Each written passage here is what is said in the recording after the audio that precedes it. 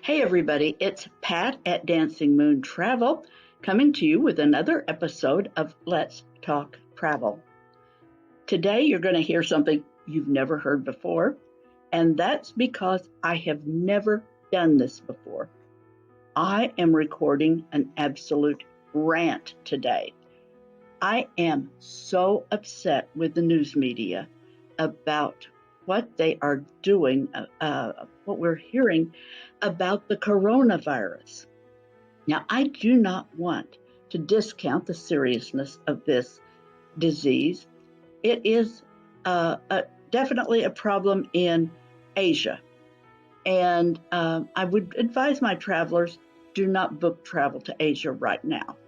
Do hang on because there are some bargains coming down the pike as soon as this gets over with. But anyway, that's not I watched the news media decimate the travel industry in the Dominican Republic a couple of years ago about this nonsense about people dying by truckloads over there. And I knew from the outset that there was something wrong with this.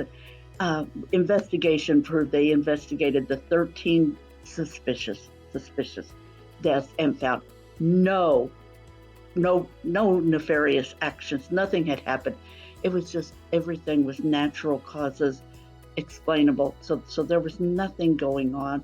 But actually, the tourism industry over there is still struggling a bit. I still have to encourage my clients to travel to this beautiful island because it is perfectly safe. But the concern lives on in people's minds due to all of this publicity that was stirred up about this. Well, the same thing is happening with the coronavirus. People are afraid to take a Caribbean cruise, for crying out loud. This is over in Asia. As of a few minutes ago, this is right now, fresh right off the press. This is a CDC telling us, I don't know if you can see this, but there are 15, you see this right here? That 15 right over there. 15 confirmed cases of coronavirus in the entire United States. And again, I don't want to discount this. In Asia, it is a problem. But this is not the bubonic plague, folks. There are not bodies stacked in the roads out. People are not dropping like flies. This is very similar to the flu. The rate of people dying from this is a little bit higher than it is for the flu, but it's not significant. This is not a huge life-threatening illness that most people who succumb are people who are older, people who are infirm, the very young.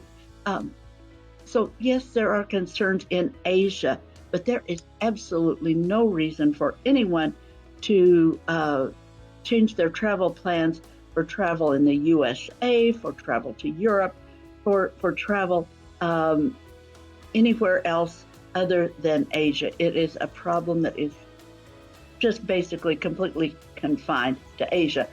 Yesterday's headline in my local paper in Port Charlotte, Florida, is coronavirus.